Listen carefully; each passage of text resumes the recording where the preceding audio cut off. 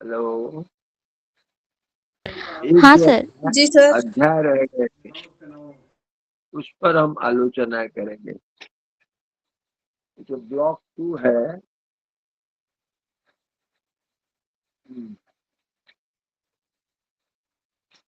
Block 2 का एक अध्याय रह गया, राम की शक्ति पूजा। राम की शक्ति पूजा का एक ऐतिहासिक संदर्भ क्या है, हम थोड़ा पढ़ेंगे। ओके। राम की पूजा जो है, इस पर थोड़ा पाठवाचन करेंगे, थोड़ा इस पर चर्चा होगी।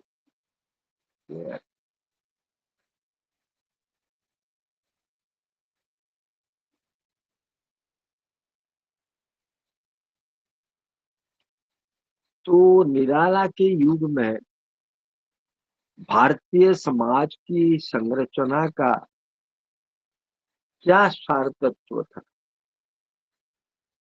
तो औद्योगिक पूंजीपति जो थे, जो मजदूर वर्ग थे, एक तरह औद्योगिक पूंजीपति, इंडस्ट्रियलिस्ट, ब्यूरोक्रेट्स, इंडस्ट्रियलिस्ट, पूंजीपति, उद्योगपति, और उनके तहत काम करने वाले मजदूर वर्ग। और ब्रिटिश पूंजीपति जो है और उनकी जो राज सत्ता है, वो उस समय काम करती थी। इस प्रकार जो ऐतिहासिक जिम्मेदारी थी, वो कई कारणों से ये जो वर्ग है, पूंजीपति पूंजीपति वर्ग, उनके कंधे पर आ गई थी। तो स्वाधीनता की लड़ाई वो जो खत्म हो गई, उसमें फिर हमारा भारत स्वाधीन हो गया। तो पूंजीपति वर्ग की एक हित साधक पार्टी थी। लेकिन स्वाधीनता की लड़ाई के बाद भारतीय समाज भारतीय समाज की एकता जरूरी थी। इसलिए हित के लिए, हित को प्रतिनिधित्व करने के लिए उस समय निराला ने राम की शक्ति पूजा लिखी।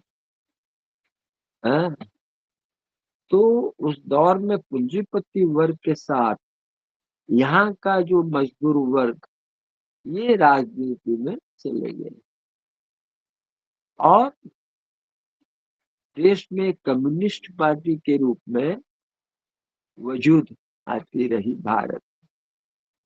तो हिंदी साहित्य केवल नहीं है, भारतीय भाषाओं के साहित्य में ये जो है पूंजीपति वर्ग और मजदूर वर्ग, इनकी विचारधाराओं से संघर्ष होने लगा।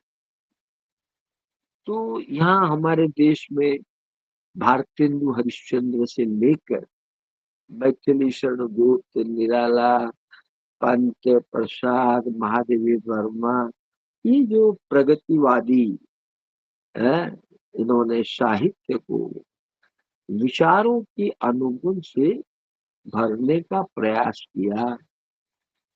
और निराला, सूर्यकांत त्रिपाठी निराला ने तमाम मिथकीय पौराणिक प्रतीकों को उन्होंने अपनी रचनाओं में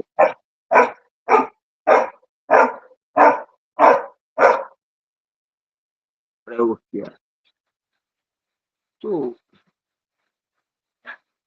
ये जो है राम की राम की शक्ति राम की शक्ति पूजा का जो उद्देश्य है, उनकी जो संवेदना है, तो संवेदनात्मक उद्देश्य क्या है?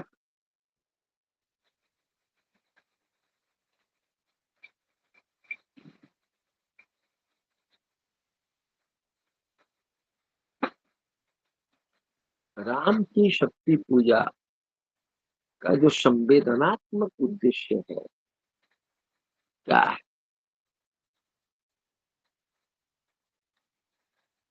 समझ रहे? राम की शक्ति पूजा का उद्देश्य जो है उसमें संवेदना क्या है? तो शक्ति संतुलन रावण के पक्ष में है। अनाथ अन्याय जिधर है उधर शक्ति है। तो कविता ये संकेत करती है कि जिसके लिए युद्ध लड़ा जा रहा है, जानकी हाय उद्धार प्रिया का ना हो सके। ये जो लड़ाई है ये प्रिया की मुक्ति की लड़ाई है। प्रिया की मुक्ति के लिए लड़ाई है और इसमें विजय तब तक संभव नहीं है जब तक शक्ति संतुलन रावण के पक्ष में है। अन्याय को परास्त नहीं किया जा सकता जब तक शक्ति उसमें है। हाँ? पूरी शक्ति अगर न्याय के पक्ष में आ जाएगी तो पराजय रावण हो जाएगी। तो यह एक सामरिक रणनीति का सार्वभौमिक सत्य है।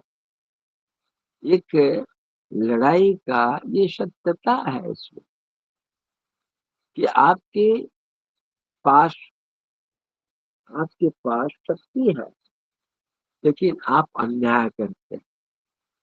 अन्याय करने के बावजूद शक्ति है कि आपकी जीत होगी। मेरे पास शक्ति नहीं है और मेरी हार होगी। सीधी सी बात है। संपूर्ण भारत की जनशक्ति यदि ब्रिटिश साम्राज्य रूपी रावण है, समझ गए, ब्रिटिश साम्राज्यवाद जो है पूंजीपति है वर्ग, वो रावण के विरुद्ध खड़ी हो जाती है तो उसी क्षण विजय की आशा बलवत्ती हो जाती है। और राम की शक्ति पूजा भारत भूमि की मुक्ति की लड़ाई की एक फंटेसी है। भारत की मुक्ति की लड़ाई की जो फंटेसी है जिसमें जनशक्ति की प्रमुख भूमिका दर्शाई जाती है। ये इसका संवेदनात्मक उद्देश्य है।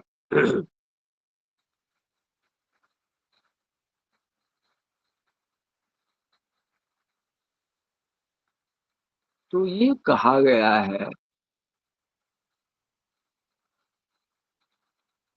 इसमें जो सार्वभौमिक का तत्व है, ग्लोबलिज्म, विश्व या वैश्विक भावना जो है राम की शक्ति पूजा में देश काल और समाज का जो संदर्भ है उसमें एक सार्वभौमिक तत्व छिपा हुआ है।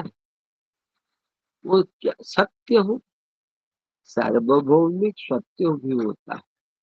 उसे अपने देश और काल से अतिक्रमित करके बार बार प्रासंगिक बनाया है।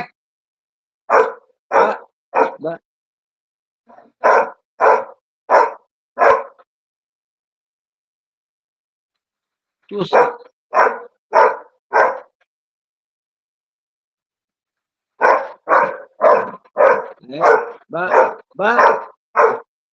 सच्चाई यह है कि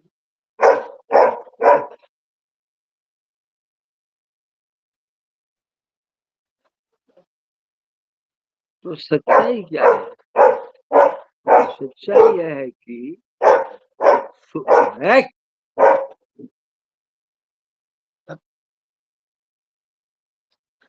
सच्चाई है, कुछ पढ़ाने नहीं देगा। एक मिनट।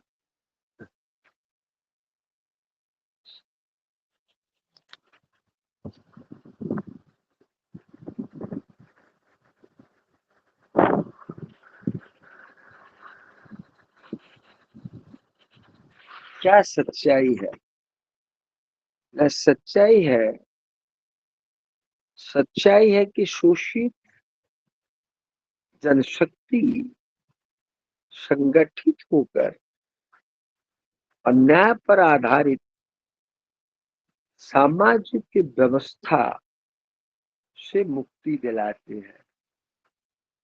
शोषित जनशक्ति संगठित हो जाती है और अन्याय पर आधारित जो सामाजिक व्यवस्था है उससे मुक्ति दिलाती है। तो ये ऐतिहासिक प्रक्रिया है और समाज के विकास में ये प्रक्रिया घटित होती है। इस प्रकार अन्यायपूर्ण सामंती व्यवस्था जो है उसके खिलाफ पूंजीवाद के नेतृत्व में समाज के जो शोषित वर्ग है वे एकत्रित हो जाते हैं और समानता, स्वतंत्रता और मित्रता है कि जो नए मूल्यबोध है, नए मानवीय मूल्य है, उनके उद्घोष के साथ अन्यायपूर्ण व्यवस्था को खत्म किया जाता है। इस प्रकार पूंजीवाद से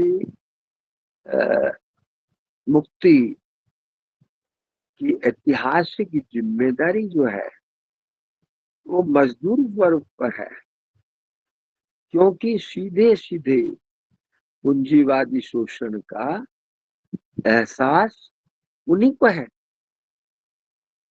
मजदूर वर्ग ही शोषित होता है, उन पर उनका शोषण किया जाता है। कौन करता है? पूंजीपति वर्ग। पूंजीपति वर्ग जो है वो वे लोग शोषण करते हैं। इसलिए पूंजीवादी शोषण का एहसास मजदूर वर्ग ही पहले करते हैं। समझ? तो इस प्रकार अपने मुक्ति के प्रयास के लिए सबसे अधिक क्रांतिकारी विचारधारा जो है उस समय मार्क्सवाद का जन्म हुआ। इसी के कारण समाज व्यवस्थाएं इसी प्रक्रिया से परिवर्तित होती है। हमारी जो आजादी की लड़ाई हुई थी उस लड़ाई में ये प्रक्रिया घटित हुई। तो ब्रिटिश शासक रूपी जो रावण के पक्ष में बहुत समय तक भारत की जनशक्ति रही है। धीरे धीरे भारतीय पूंजीपति का उदय हुआ और ये जो जनशक्ति है ये राष्ट्रवाद की नई विचारधारा के प्रभाव में स्वतंत्रता कहने लगी। स्वतंत्रता हमारा जन्मसिद्ध अधिकार है। तो ये है मैंने भीतर की बात है, अंदरूनी बात।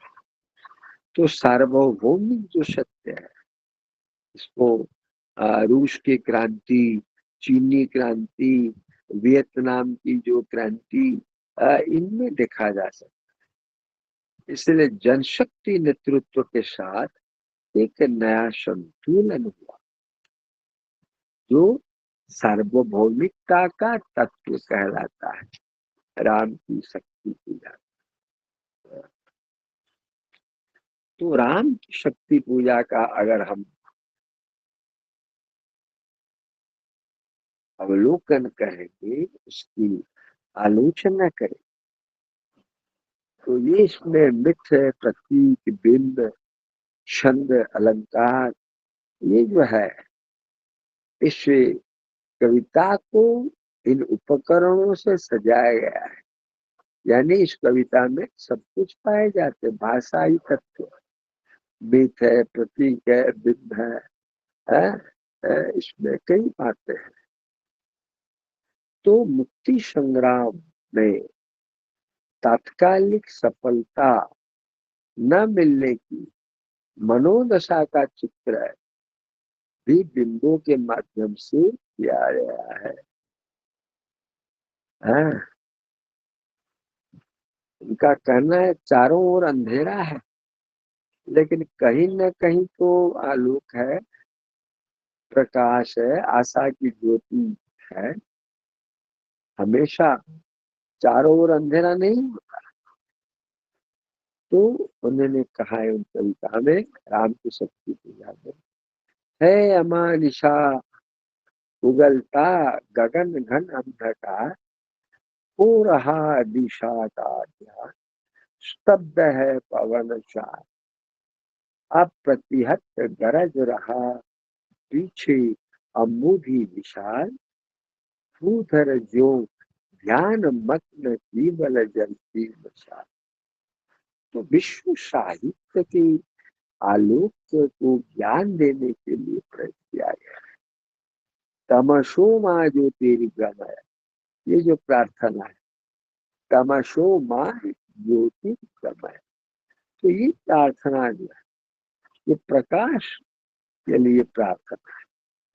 हाँ, तो ये जो कविता है राम की शक्ति पूजा, इसमें नैशांधकार में चमकती दूर ताराएं प्रकाश की है, जो झीली किरण है, ये शायद मुक्ति की आशा लगाए सीता की आंखें हैं। इसीलिए मात्रात्मक रूप से अंधकार ज्यादा है। गगन घन अंधकार में केवल जलती मशाल।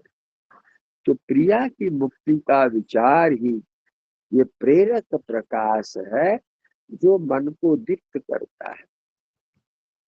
दुनिया ऐसे तो ये रखी गई थी चार्ज गई,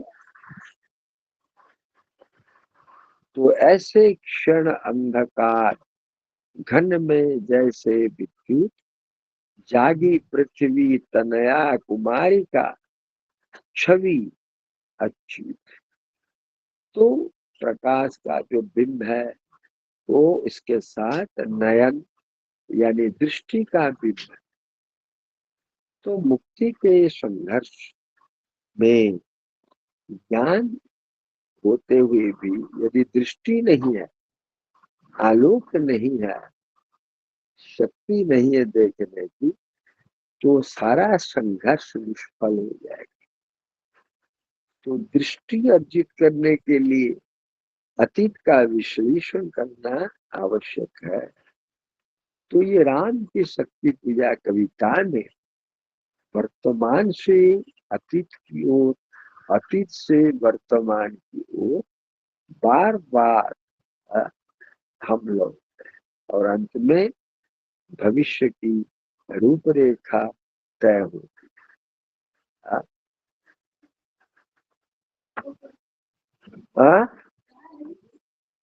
नहीं नहीं, खीरत हुई।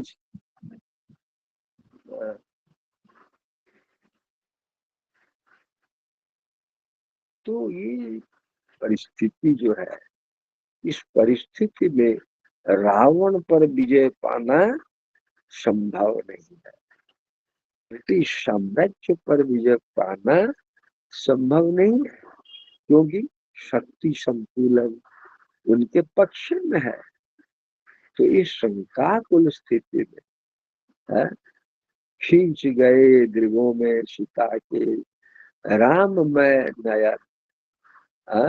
तो ये जो हनुमान ने उस नयनों को देखा, देखा कपि ने चमके नभ में जो तारा दल। तो ये बताया गया हनुमान कैसे पंच तत्वों को समन्वित करके महाशक्ति से टक्कर लेने के लिए महाकाश में पहुंचते हैं, जो रावण को सुरक्षा प्रदान किया हुआ है।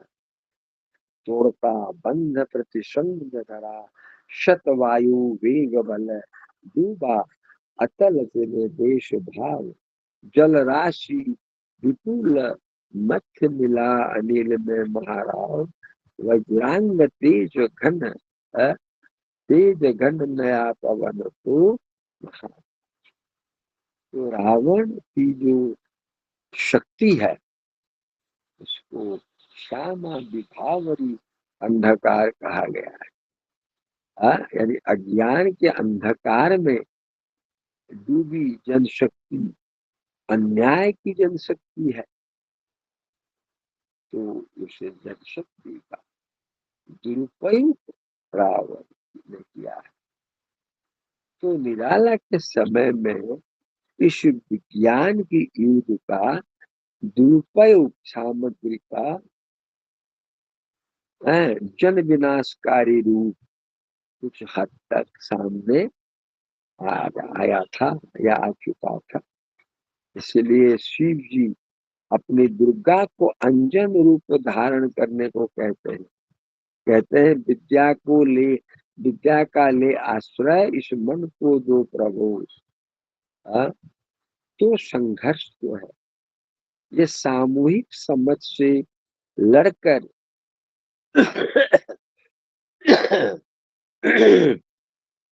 ही जीता जा सकता। सामूहिक समझ से लड़कर ही जीता जा सकता है, एक एक व्यक्ति के अपने अपने निर्णय से कुछ नहीं है। तो हनुमान के पुनः सामान्य होने पर सामूहिक समझ बनाने की प्रक्रिया आरंभ होती है। सब सभा रही तब राम के स्तिमित नयन, राम के स्तिमित नयन से सब सभा रही स्थिर।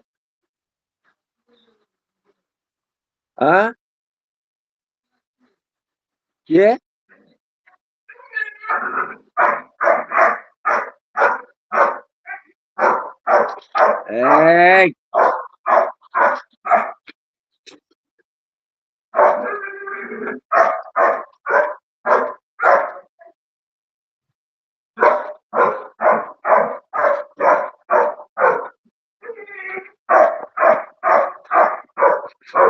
पिट्टू पिट्टू गोटे नहीं जा तुमको देखला बेसी भोकिला। अच्छा नहीं तो रुटी देती। तो इस प्रकार ये जो शक्ति है, शक्ति की जो मौलिक कल्पना है, ये परंपरागत दुर्गा काली पार्वती का की जो है पूजा का व्याख्यान नहीं है। पार्वती की शक्ति, माँ काली की शक्ति, दुर्गा की शक्ति, तो ये जो बताया गया है ये कविता अपने प्रतीकार्थ में भारत के स्वाधीनता संग्राम की रणनीति की कविता है। ये जनशक्ति के पक्ष में ये नई दृष्टि, मध्ययुगीन दृष्टि से भिन्न है, अलग है। ये एक नई दृष्टि है, नई कविता की। आज भी अज्ञानवश बहुत से लोग समझते हैं कि कोई अवतारी पुरुष नेतृत्व में आ जाए तो सभी दुखों क्लेशों से उन्हें मुक्ति मिल जाएगी। आज भी लोग समझते कोई अवतारी पुरुष आ जाए, हमारा दुख हट जाएगा, राम राज्य हो जाएगा। तो एक व्यक्ति केंद्रित दृष्टिकोण जो है ये अवैज्ञानिक है। हाँ? एक शोषण परक व्यवस्था से मुक्ति तभी संभव है जब ऐतिहासिक रूप से नई व्यवस्था को जन्म देने वाली शक्तियां सामाजिक वर्गों के बहुसंख्यक हिस्सों को अपने पक्ष में कर, ये तभी संभव है, नहीं तो नहीं है। हाँ, इस इस इसे और एक बार मैं कहता हूँ, सुनो। बहुत लोग समझते हैं अज्ञानता के कारण कि कोई अवतारी पुरुष आ जाए और हमारे दुख हट जाएगा, हमें मुक्ति मिल जाएगी। ये व्यक्ति केंद्रित दृष्टिकोण अवैज्ञानिक है। हाँ? ये मिथ्या भावना, झूठी भावना पर आधारित है। एक शोषण परक व्यवस्था से, हाँ, जमींदार लोग, पूंजीपति लोग, अमीर लोग, धनाढ्य श्रेणी के लोग हम पर अत्याचार करते हैं, हाँ, तो उनसे तभी मुक्ति मिलेगी जब हम सब नई व्यवस्था को जन्म देने वाली शक्तियों के साथ एकाकार हो जाए, बहुसंख्यक हिस्सों में सब एकत्रित होकर उनके पक्ष में रहे।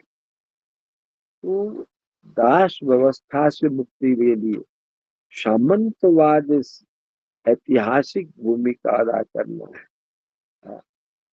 तो इस प्रकार सामंतवाद से मुक्ति का ऐतिहासिक दायित्व जो है वो पूंजीपति वर्ग पर है, लेकिन उसे भी शक्ति संतुलन अपने पक्ष में करना होता है।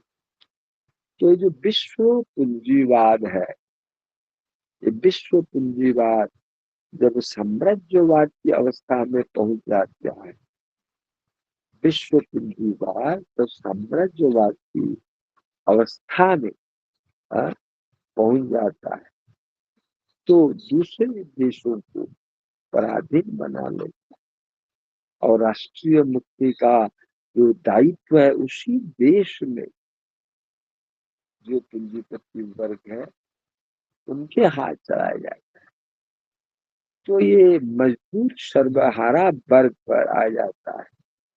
तो उसे विजय तभी मिल सकती है जब पूरे राष्ट्र की जनशक्ति मजदूर वर्ग के साथ एकजुट खड़ी हो जाए, एकत्रित होकर उनके पक्ष में अगर जनशक्ति रहेगी तो व्यक्ति को, देश को आजाद आजाद स्वाधीनता मिली, स्वतंत्रता मिली। ठीक है। तो ये जो कविता है इसमें नयन और ज्योति का जो बिंब है, उस बिंब का प्रयोग हुआ है। राम शक्ति की मौलिक आराधना करते हैं, राम शक्ति की मौलिक आराधना करते हैं और इस आराधना के लिए राम ने शक्ति का जो रूप कल्पना में निर्मित किया है वह भारत माता का रूप है। वो जो शक्ति है वो भारत माता ही है। राम की शक्ति की, राम ने शक्ति पूजा शुरू की, कर जप पूरा कर एक चढ़ाते ही दिवस। जब पूजा की प्रक्रिया पूरी होने लगी तो तभी दुर्गा अंतिम कमल उठा ले गई। हर एक साधना में परीक्षा होती है, राम की साधना की भी परीक्षा हुई। देवी पर कमल चढ़ाने का उपाय राम को सूझ गया। हाँ? तो इस कविता का केंद्रीय बिंब है नयन। हाँ? नयन है और भावानुकूल ज्योति का भी बिंब प्रयुक्त हुआ है। तो ये दोनों बिंब अन्योनाश्रित है। इसलिए राम का मन जैसे ही समाधान खोजने के लिए कृत संकल्प होता है, वहां ज्योति के बिंब का इस्तेमाल किया जाता है। ठीक है। तो ये राम जो पानी है, पानी का भला पानी का भला धोई गंधौच ସର୍ଫରେ ମୁଁ ଧୋଇତେ ରହିଯାଇଛି କେମିତି ଆଉ ଭଲ ଭାବରେ ଧୋଇଦିଅ।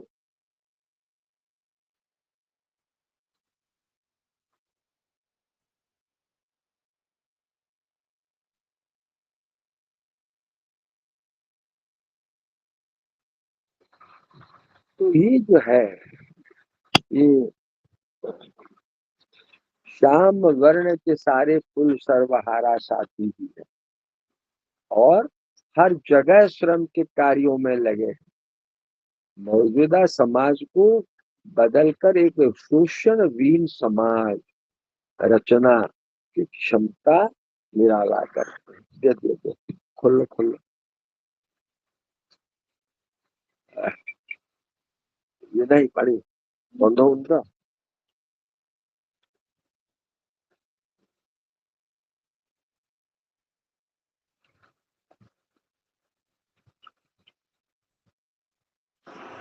एक रख नहीं सब नदी के बाल्टी भर्ती कर दे पानी नहीं जार खाली और तो काव्य रूप जो है इसमें, इस कविता में, राम की शक्ति पूजा कविता में संरचनात्मक सौंदर्य क्या है? संरचनात्मक सौंदर्य क्या है? ये अनूठा है, अपूर्व है, अनुपम है। राम की शक्ति पूजा में जो सौंदर्य की नवीनता दर्शाई गई है, वो नवीनता अनूठी है। हाँ? इसमें नाटकीयता पाई जाती है, वर्णन कौशल, नाद सौंदर्य, ये सब भावानुकूल है। तो निराला ने परंपरागत उपादानों के साथ बहुत सारे नए उपादानों को राम की शक्ति पूजा में प्रयोग किया है।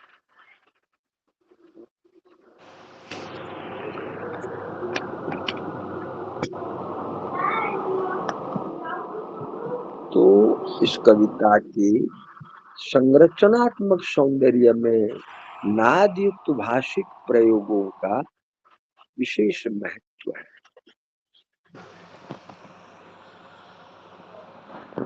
विशेष योगदान है। तो कविता के प्रारंभिक रस में राम रावण का अपराजय जो समर है, वो वर्णन है। यह भाषिक नाद सौंदर्य जो है, ये देखने लायक है। हाँ? तो वैविध्यता है, इसमें भावानुकूल है, शैली के स्तर पर जो देखने को मिलता है। राम रावण का अपराजय समर वर्णित है। वहाँ सम वहाँ समासयुक्त पदावली का, समस्त पदावली का प्रयोग है।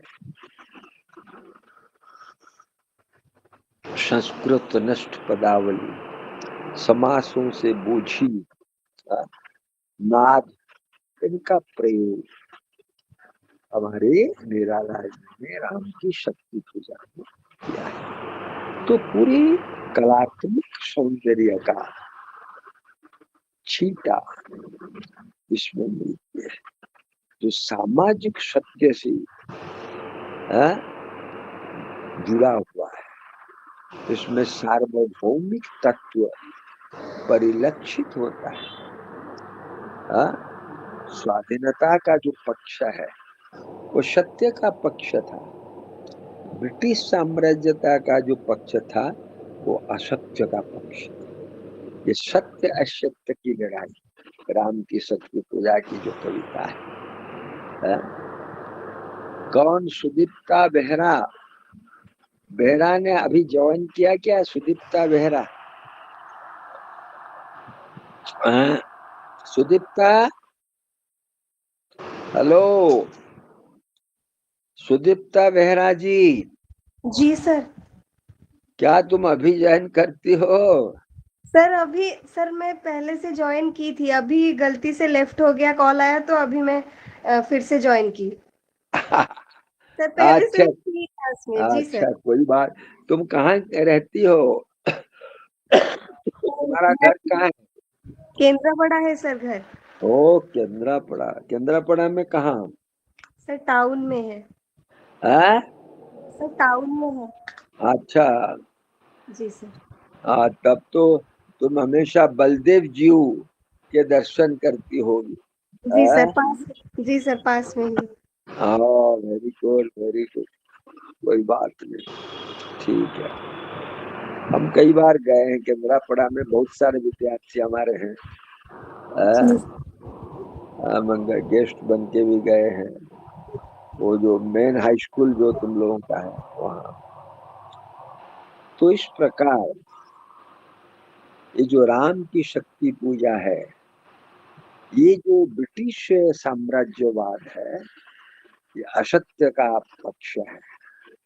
तो असत्य के खिलाफ विजय प्राप्त करना असंभव नहीं था।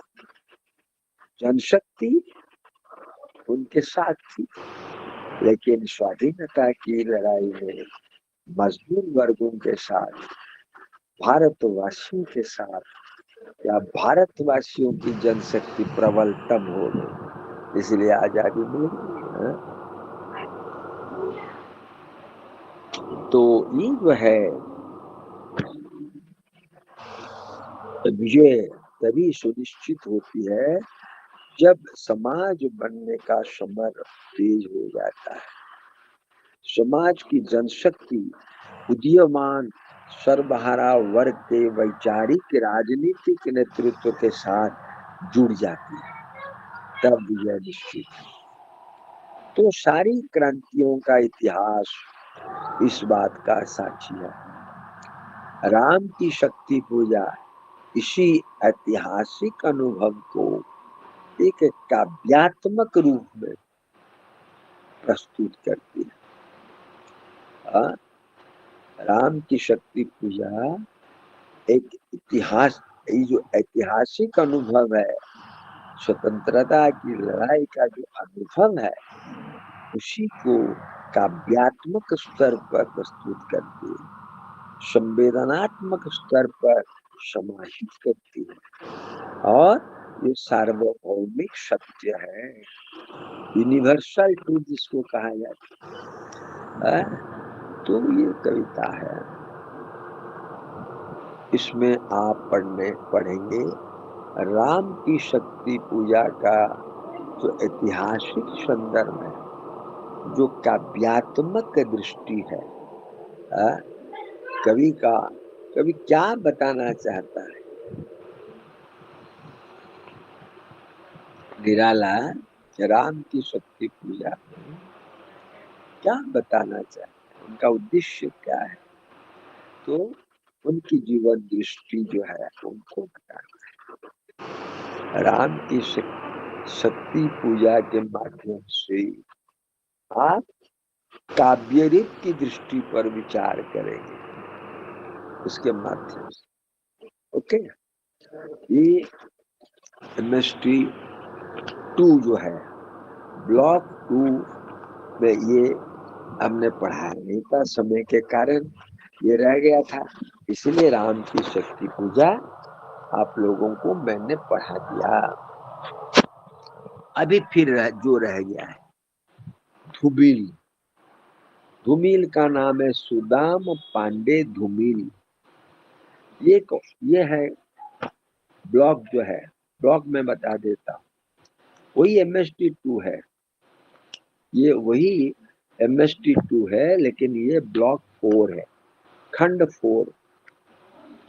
खंड 4 में ये धूमिल का पाठ रह गया।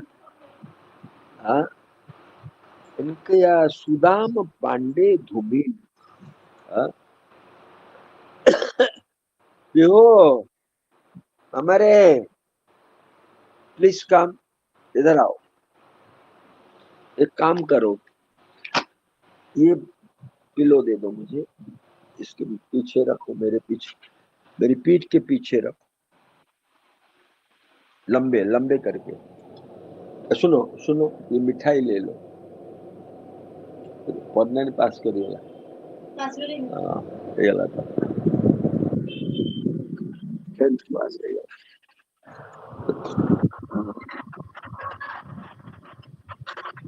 तो, तो धूमिल के बारे में पढ़े,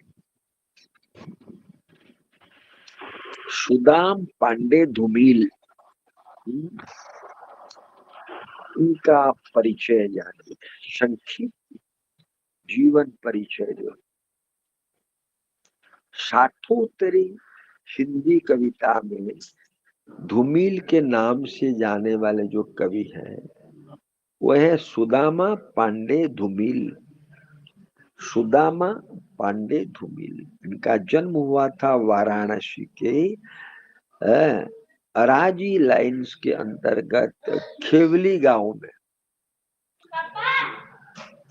तो 9 नवंबर 1936 को,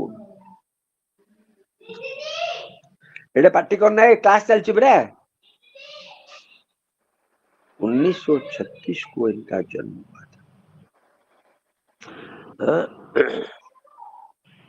ये ग्राम खेवली के निवासी थे।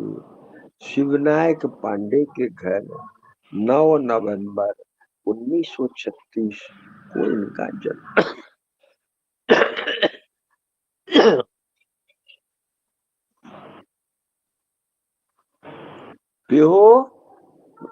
You don't know that my class is, no, you don't know my class is going on, why do you shout? तो जानू के क्लास चल ची बोली, कौन है?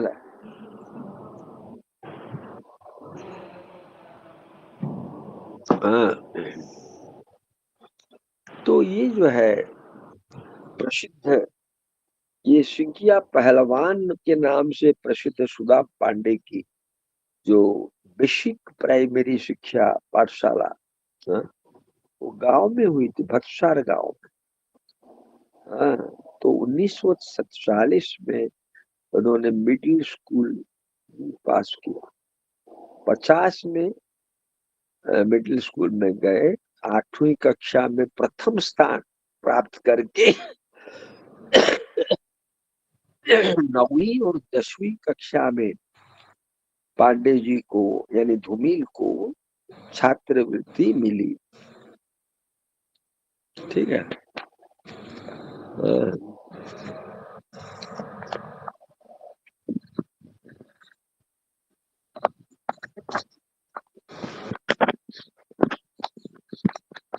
तो पांडे ने यानी धूमिल ने इंटर कॉलेज से हाई स्कूल की परीक्षा 1953 ईस्वी में संस्कृत के विषय में विशेष योग्यता के साथ तो ये द्वितीय श्रेणी में पास हुए, उत्तीर्ण हुए।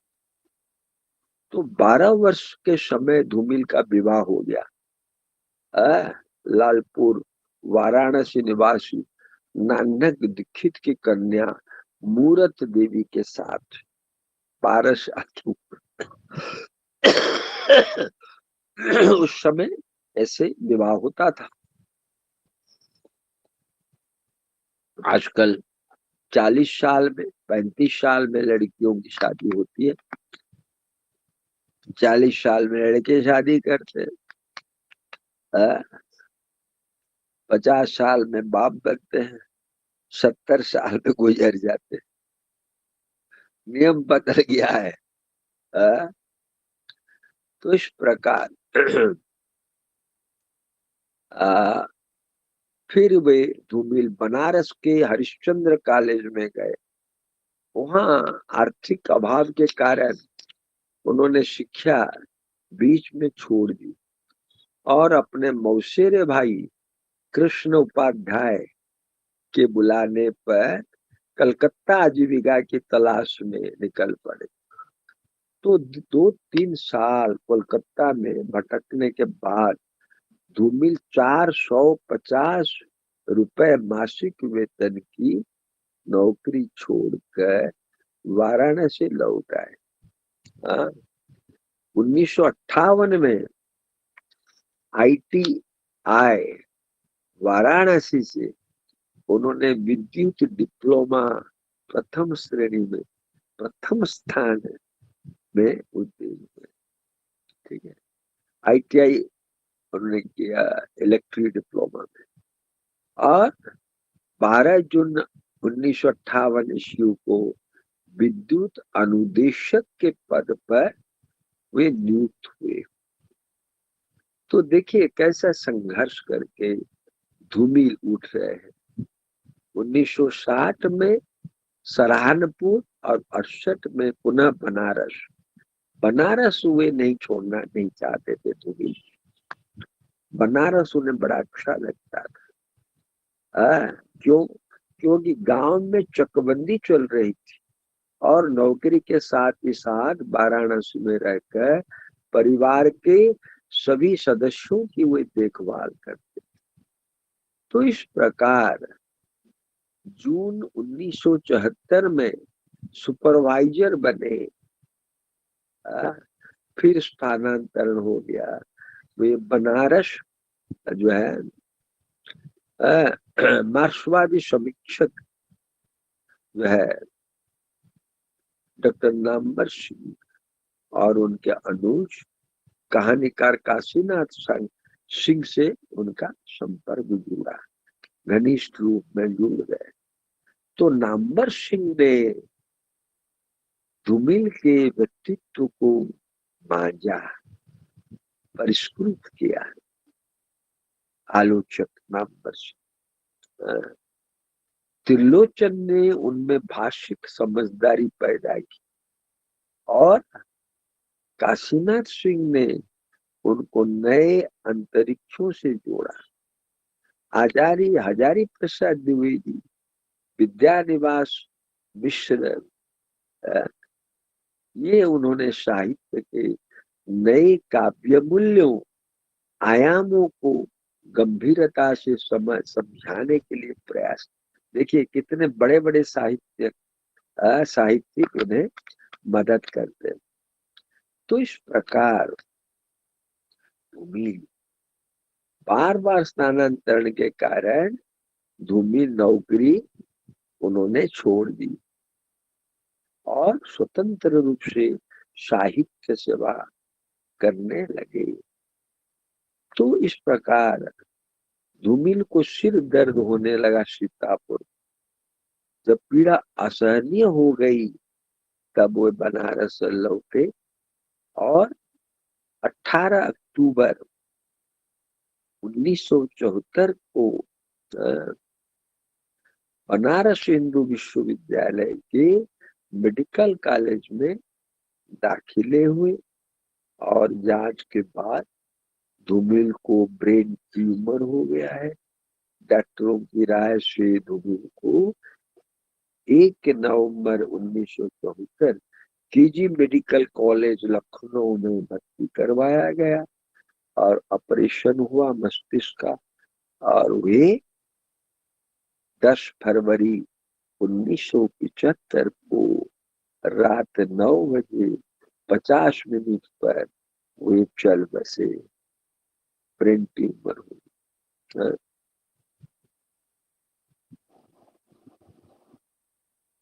कुछ कहा नहीं जा सकता, कुछ कहा नहीं जा सकता। तो ये धूमिल का जीवन परिचय है। धूमिल की आरंभिक कविताएं जो है और अकविता आंदोलन है।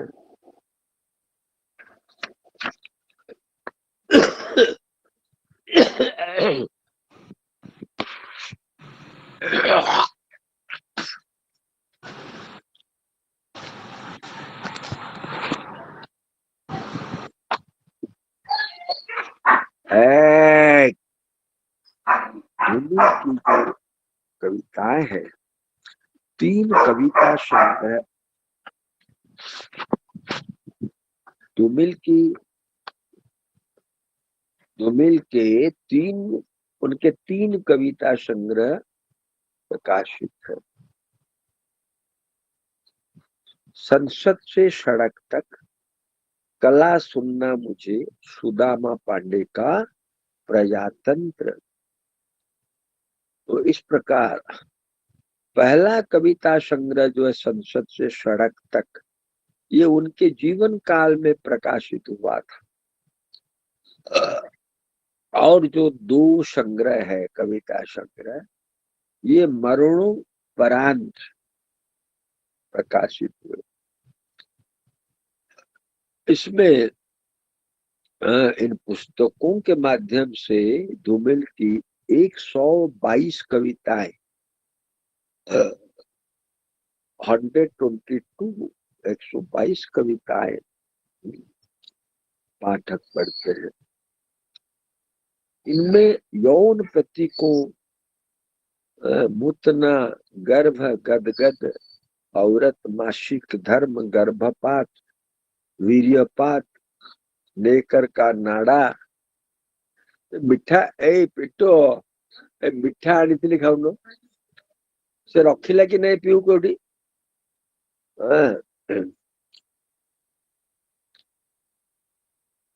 तो ये प्रारंभ कविताएं जो है उनकी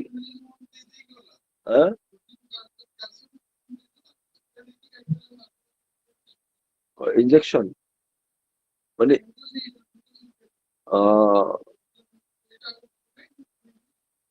इंजेक्शन देला इंजेक्शन पैसा केते ना केते सेठी अधिका पैसा लिए बुझिला तार चार्ज बहुत अधिका नब एते गुडे पैसा दे डाकिया कथा नुह आउ गोटे लोक अच्छे डाकिया 1000 टका गोटे देखो। तो धूमिल ने कहीं कविता आंदोलन से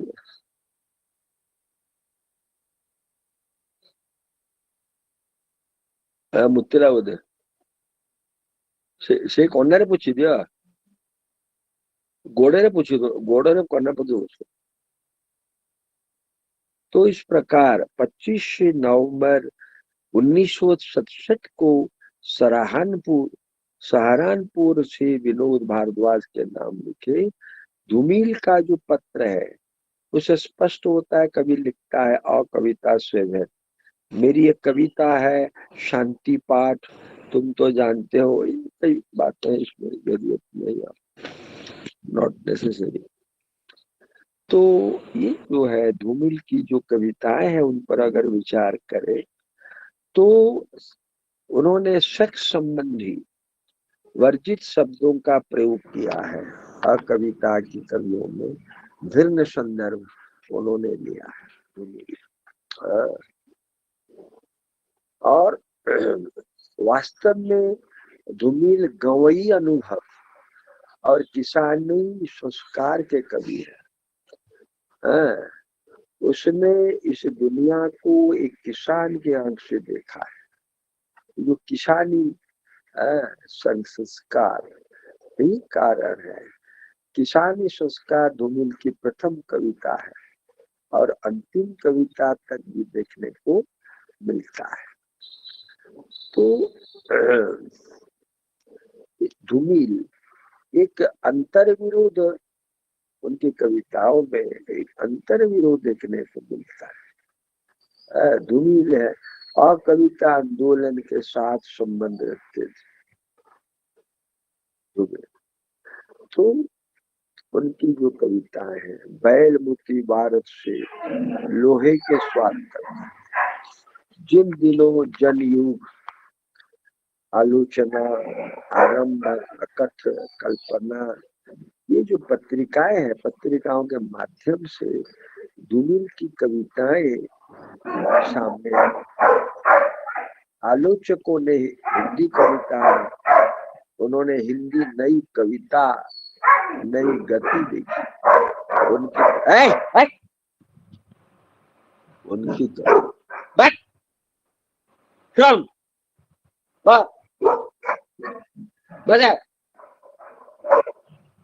उनकी उन्होंने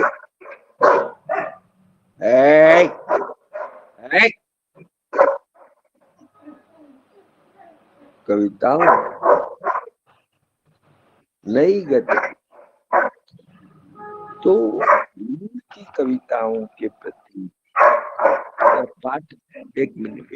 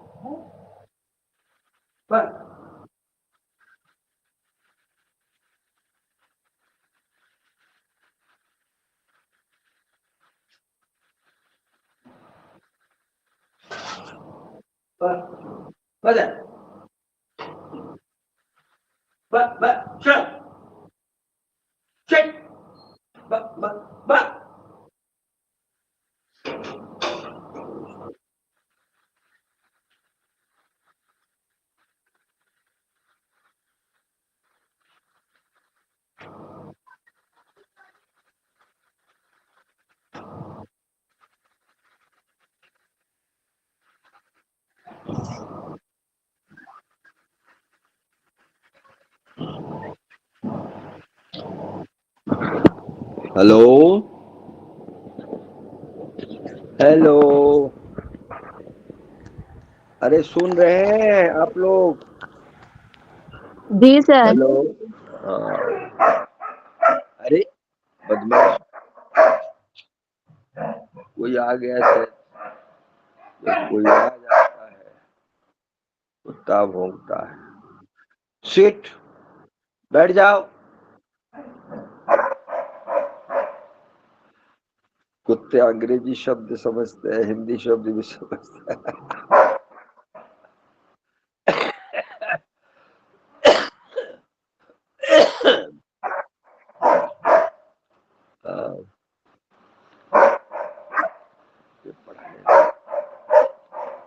कोई आ गया, कैसे है?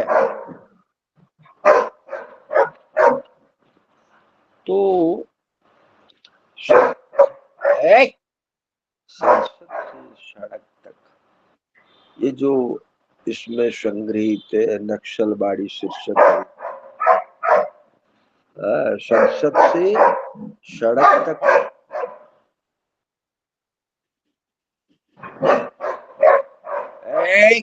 बस है खाई लाता हूँ बड़ा।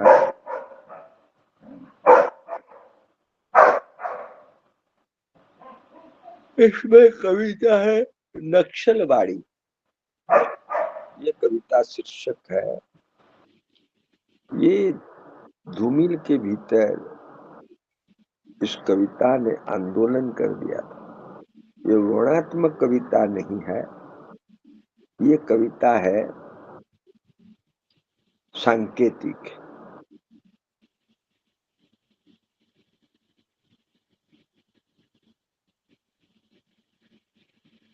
अरे मिन्नी, ए मिन्नी,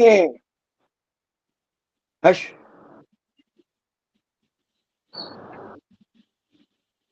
ए पियो, मिन्नी,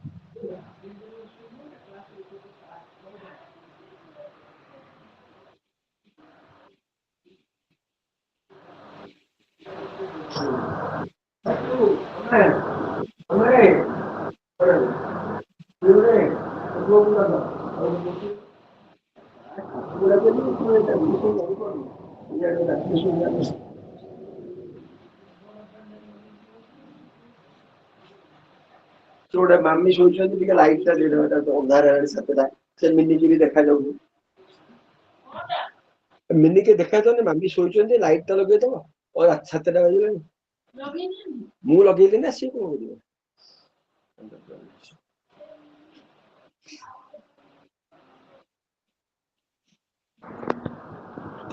हेलो तो ये जो है हेलो हेलो जी सर। हाँ सर। हाँ ठीक है हाँ कोई बात तो ये जो कविता है नक्सलवाड़ी कविता उनकी संसद से सड़क तक का काव्य संग्रह में प्रकाशित है ये वर्णात्मक नहीं है सांकेतिक है लेकिन कवि इसमें वामपंथी उग्र के रूप में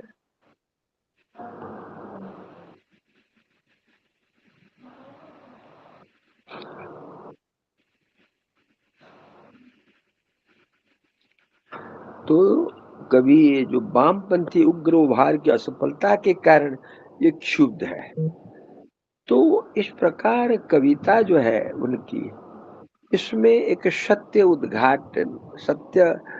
उद्घाटित होता है वो उसे सत्यता को उद्घाटन करना चाहते हैं और पतझड़ एक कविता है उनकी शीर्षक पतझड़ उसमें कवि देश में फैली बेकारी पर गहरी चोट करते हैं अच्छा एक कविता है 20 साल बाद उसमें धूमिल का कवि साफ साफ शब्दों में एक प्रश्न पूछता है क्या आजादी सिर्फ 3 थके हुए रंगों के नाम है एक पहिया ढोता है इसका कोई खास मतलब होता है क्या तो धूमिल की सर्वाधिक चर्चित कविता है लंबी कविता है पटकथा इसमें काव्यात्मक विकास दिखाई देता है अच्छा रोटी और संसद इसमें ये छोटी कविता है धूमिल की रोटी और संसद आपने कविता पढ़ी होगी एक बहुत बड़ा महत्वपूर्ण प्रश्न लेकर ये कविता पाठकों के सामने आती है इसमें देश में एक आदमी रोटी बेलता है और एक आदमी रोटी खाता है तीसरा आदमी भी है जो केवल रोटी से खेलता है ये तीसरे आदमी का दंडित करना होगा जो रोटी से खेलता है तो इस प्रकार धूमिल के संपूर्ण कृतित्व के संदर्भ में अगर हम विचार करें तो ये आप देखेंगे उनकी कविता तीसरे आदमी को दंडित करती है तो उनकी कविताएं बहुत महत्वपूर्ण कविता है अच्छी लगती है उनका काव्य समकालीन परिवेश को एकाकार करता है अभावग्रस्त जिंदगी के मर्मस्पर्शी अक्ष को समाज की स्थिति को गतिहीनता को जर्जराता को विकृतियों को उन्होंने प्रस्तुत किया है दर्शाया है उजागर किया है अपनी कविता में तो धूमिल की जो चेतना है ये चेतना का क्रमिक विकास होता है सिलसिला कविता हत्यारे लोह शायन ये जो है कविताओं में सब ये क्रमिक विकास देखने को मिलता है तो व्यक्ति को ये व्यवस्था जो है किस प्रकार तोड़ रही है किस प्रकार व्यक्ति का व्यक्तित्व चूर चूर हो जाता है तो ये धूमिल ने अपनी कविताओं में दिखाया है कवि अ, इस बीमार अवस्था की मजबूत जकड़ में भी गिरफ्तार है। तो कई कविताएं उनकी है जो विशेषतः परिवेश को लेकर, दैनंदिन जीवन को लेकर, व्यक्ति की मानसिकता को लेकर प्रकाशित है। धूमिल जो है ये परिवेश से पूरी तरह जुड़े होने वाले कवि है। परिवेश में धूमिल यथार्थ की ठोस धरती पर खड़े हैं। उनकी कविताएं संत्रस्त प्रपीड़ित मानव का दर्द मुखरित करती है। मानव का जो आंतरिक दर्द है या उनकी जो वेदना है, जो उनका घुटन है, उसको वे स्पष्ट करते हैं। तो कविता जो है कवि की, इसमें वेदना सामने आती है। ये रोमानी वेदना नहीं, ये आंतरिक दर्द है, आंतरिक वेदना है। ये धूमिल की कविताओं पर आप लिखेंगे, उनकी जो है स्वाधीन भारत में आम आदमी, साधारण आदमी और उसकी दुर्दशा, ये साठोत्तरी कवियों की कविता का विषय है। इसीलिए सार्थक और न्यायपूर्ण जिंदगी की तलाश के लिए धूमिल का काव्य स्वाधीन भारत की कविता का नक्शलवारी है। इसलिए धूमिल चारों ओर समकालीन बिखराव को चौकन्ना करके देखते थे, सुनते थे। ये सब उनके काव्य में कहीं जनतंत्र का खोखलापन है, तो कहीं सामाजिक रूपताएं है। तो उन्होंने विशुद्ध वर्तमान और सामयिक संदर्भों को अपने काव्य में स्थानित किया है। प्रासंगिकता और सामयिकता उनकी सार्थकता है। तो आजादी के बाद धूमिल को हिंदुस्तान अपनी पूरी दुर्दशा के साथ देखता है और पूरी दुर्दशा को उन्होंने अपनी कविताओं में लिखा है। तो उनकी जो कविता संबंधी जो उनका दृष्टिकोण है, ये आपको गहराई तक समझने के लिए आपको जानना होगा कि उनकी सृजन प्रक्रिया जो है, आ, उनकी सृजन प्रक्रिया के संबंध में काशीनाथ सिंह ने कहा है कि उनकी कविता लिखने की प्रक्रिया मुझे रीतिकालीन आचार्यों की याद दिलाती है। यह कविता करता नहीं था जिस तरह रीतिकालीन कवियों का सारा ध्यान सवैया कवि की अंतिम पंक्ति पर केंद्रित होता था, वैसे धूमिल की कविताएं होती। संसद से सड़क तक बहुत प्रसिद्ध कविता है। काव्य सुंदर, कल सुनना मुझे, सुदामा पांडे का प्रजातंत्र, ये कविताओं में इस प्रकार के जुमलों पर अंगुली रख सकता है। क्लियर? ये आप धूमिल को पढ़ेंगे, गजानन धूमिल की कविता में संत्रस्त प्रपीड़ित मानव का दर्द मुखरित होता है। मानव का दर्द मुखरित होता है जो टूटता टूटता जीने के लिए तड़पता है। उसके लिए जीना उल्लास का साधन नहीं है, उसके लिए सजा है। उनका कहना है जीना सजा है, क्या जिए इसी दुख भरी संसार में, भूखमरी दुनिया में हम क्या जिए। तो उनके अनुसार मनोरंजन कविता का उद्देश्य नहीं, कविता का उद्देश्य मनोरंजन नहीं है। उनका एकमात्र उद्देश्य है आदमी की दुख कथा कहना। धूमिल की कविता पढ़ेंगे, बहुत अच्छी कविता है। तो ये कहा गया है कि जो मानव की जो यंत्रणा है, मानव के जीवन की जो दुख कथा है, उसको कहना कविता में, ये महत्वपूर्ण है। ये मनोरंजन सिद्ध करना उद्देश्य नहीं है, है?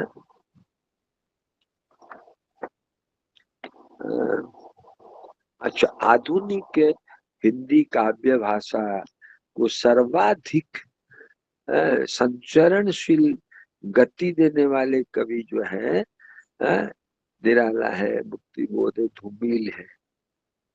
तो धूमिल ने गति दी है काव्य भाषा को, जैसे निराला ने, जैसे मुक्तिबोध ने, आदि आदि। तो धूमिल ने हिंदी कविता को एक नई भाषा दी है। सबसे पहली बार यह अनुभव हुआ है, कवि का पहला काम कविता को भाषाहीन करना है। कविता को भाषाहीन करने से धूमिल का क्या फायदा? धूमिल का क्या अभिप्राय है ना? काव्य भाषा संबंधी धारणा को जानने के लिए हमें धूमिल का जो लेख है कविता पर एक वक्तव्य है कि बीच से गुजरना पड़ेगा। सही बात कहने में बड़ी कठिनाई है भाषा की, कम से कम सही शब्दों की तलाश करने की जरूरत है। तो कवि का जो वक्तव्य है, जहाँ काव्य भाषा संबंधी दृष्टिकोण उभर कर सामने आता है, तो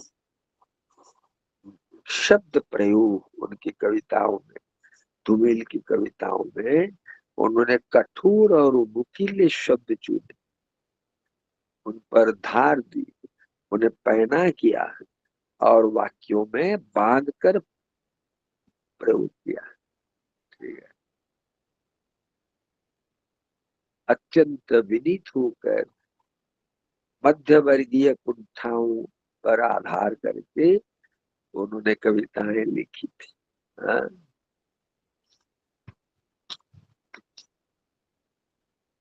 नई कविता बिन केंद्रित रही है और ये धूमिल की कविता सपाट है। उनके शाब्दिक वैशिष्ट्य में इतनी शक्ति है कि पाठक को अपनी मनस्थिति का में बांध लेता है। उनकी अपनी काव्य वस्तु का चयन अत्यंत प्रभावपूर्ण है। उन्होंने परिवेश को पूर्णतया बचाया है, पुनः रचित किया है, उसमें तल्लीन हो गए हैं। अच्छा, तो इस प्रकार 60 से 70 तक समकालीन कविता का जो एक दौर था, एक नकार निषेध का था, और दूसरा दौर जो है कविता का, जिसका प्रारंभ कविता आंदोलन से हुआ, लेकिन बाद में आरंभ हुआ अकविता आंदोलन से, बाद में लोहियावादी समाजवाद से प्रभावित होकर तत्कालीन व्यवस्था के खिलाफ विद्रोह और आक्रोश का विषय बना। और धूमिल इसी दूसरे दौर के कवि है। अकविता आंदोलन का प्रभाव धूमिल की प्रारंभिक कविताओं पर देखा गया, लेकिन बाद में धूमिल की कविताएं सामाजिक प्रतिबद्धता से प्रेरित होकर कविता में विकास होने लगा। तो धूमिल ने साठोत्तरी कविता को अपनी अभिव्यक्ति भंगिमा से एक नूतन जीवन दिया। उनकी कविता किसी न किसी स्तर पर संसद और सड़क से संबंध है। संसद, पार्लियामेंट और सड़क से संबंध है। तो उनकी जो काव्य दृष्टि है, काव्य शक्ति है, वो गांवी अनुभव पर आधारित है। गांवी अनुभव, ग्रामीण अनुभव, किसानी संस्कार, ये दो महत्वपूर्ण शब्द है, किसानी संस्कार और गांवी अनुभव। तो उनके कविता में भिन्न शब्द, मुहावरे, ये जो है ये किसानों की दुनिया से आते हैं। धुमाल की कविता में कविता के भविष्य, कविता की सार्थकता लेकर चिंतित है। तो धुमिल का जो काव्य, धुमिल की जो काव्य चिंताधारा, काव्य भाषा या धुमिल काव्य के काव्य की जो विशेषता है, ये आपको पढ़ना है। देखिए इसमें इम्पोर्टेंट है इस खंड में नागार्जुन और मुक्ति बोध। नागार्जुन और मुक्ति बोध को बढ़िया से पढ़ लीजिए। एक एक ब्लॉक में 4-5 कवियों के बारे में बताया गया है, लेकिन आप पहले जो कवि है उन 2 कवियों के बारे में पहले पढ़ लीजिए, वो प्रश्न आ जाए और प्रश्न आप लिख सकते। अच्छा, और एक पाठ रह गया,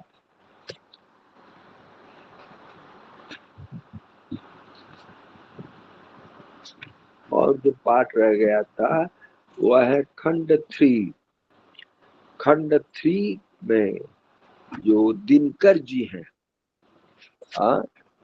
रामधारी सिंह दिनकर, ये मैथिली शरण के बाद दिनकर जी जो है, इसके बारे में मैंने बताया था, पढ़ाया था, लेकिन समय के कारण दिनकर के बारे में कम चर्चा हुई थी।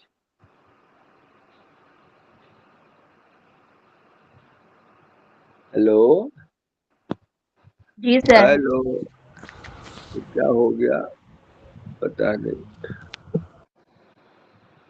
क्या मोबाइल में क्या हो जाता है, कौन क्या चला जाता है। आप सुन पाते हैं? जी सर। मोबाइल में मेरा क्या जी लिख सर। दिया जाता है, you are calling with Google account profile, people you call see this, Ajit Prasad, cloud encryption. ओहो, चलो कोई बात नहीं, जो लिखा जाता है मोबाइल पर उसे हम पढ़ेंगे। हम दिनकर को पढ़ेंगे, ठीक है, हम दिनकर को पढ़ेंगे। आप मुझे देख पाते हैं? Hello sir. सर अच्छा, अभी सुन पाना इम्पोर्टेंट है, देख पाना इम्पोर्टेंट नहीं है। आप ना देखें लेकिन सुनिए, हाँ, दैट इज इम्पोर्टेंट। तो ये जो है मैथिली शरण गुप्त के बाद राष्ट्र कवि अगर कहा जाए तो फिर ये दिनकर जी है, रामधारी सिंह दिनकर। ये बारदोली सत्याग्रह के दौरान उनका जो लघु गीत संग्रह बारदोली विजय प्रकाशित हुआ था, और इसमें राष्ट्रीयता के गीत पाए गए। आप कुरुक्षेत्र पढ़ेंगे दिनकर की, बहुत बढ़िया। तो राष्ट्रीयता की भावनाओं को व्यक्त करने वाले सशक्त हस्ताक्षर कवि दिनकर जी हैं। राष्ट्रीयता की भावनाओं को व्यक्त करने वाले सबसे सशक्त कवि माने जाते हैं, पहचाने जाते हैं। 1939-40 ईस्वी के दौरान उनकी 3 पुस्तकें प्रकाशित हुई, रसवंती, द्वंद्व गीत और हुंकार। याद रखिए, रसवंती, द्वंद्व गीत और हुंकार। 1939-40 ईस्वी के दौरान 3 पुस्तकें जो प्रकाशित हुई, उनके नाम है रसवंती, द्वंद्व गीत और हुंकार। हुंकार के प्रकाशन से उन्हें यश मिला।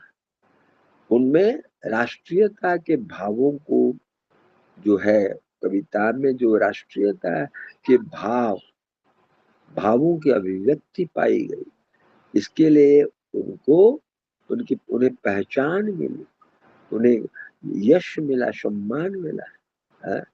वे कहते हैं कि राष्ट्रीयता मेरे व्यक्तित्व के भीतर से नहीं जन्मी, बाहर से आकर मुझे आक्रांत किया। राष्ट्रीयता मेरे हृदय के भीतर से पैदा नहीं हुई, बाहर से आ गई और मुझे प्रोत्साहित किया।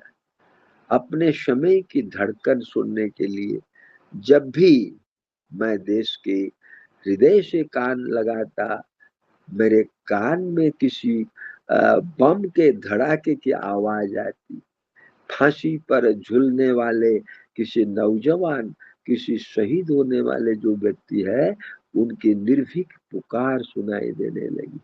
मुझे दर्द भरी ऐंठन की आवाज सुनाई देती रही। गांधी जी के हृदय में चल रही थी जो, ये राष्ट्र नायकों के हृदय में चल रही थी, जिनसे बढ़कर मैं किसी और को श्रद्धेय नहीं समझता था। देखिए मैंने कैसे बाहर से उनमें राष्ट्रीयता आ जाती है। तो मेरी समझ में, मेरी मैंने दिनकर जी कहते हैं, उस समय सारे देश में एक ऐसी स्थिति थी कि सार्वजनिक संघर्ष की स्थिति। देश का कर्तव्य था जो स्वतंत्रता संग्राम को सबल बनाएगा। सारे देश की एक मनोदशा थी, जो क्रोध से क्षुब्ध होगा, आशा से चंचल हो जाएगा। ये जो समय था जब सामूहिक अनुभूतियों का साम्राज्य चारों ओर छा गया।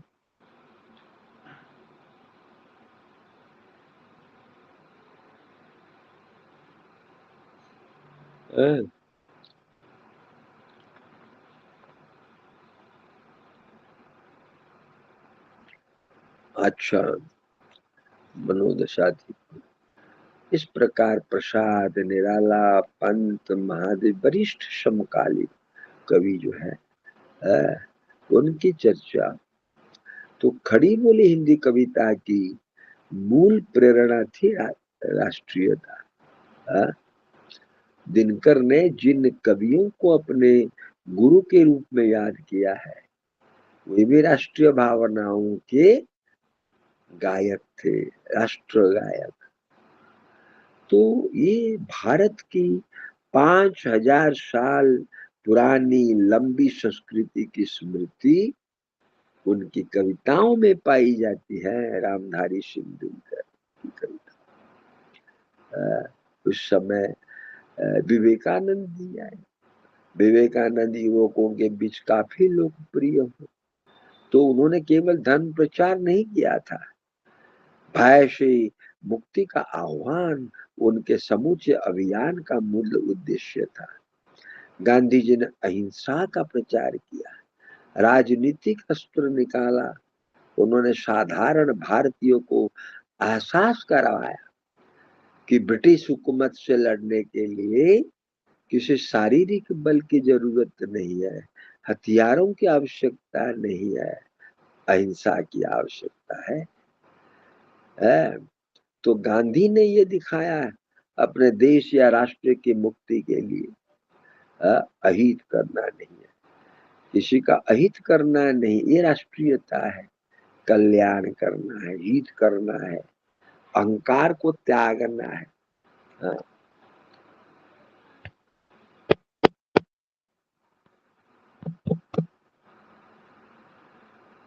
Hello hello.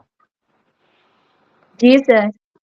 जी अरे आप जी नहीं कहेंगे तो मैं समझूंगा कहा, क्योंकि मैं ये जो मोबाइल में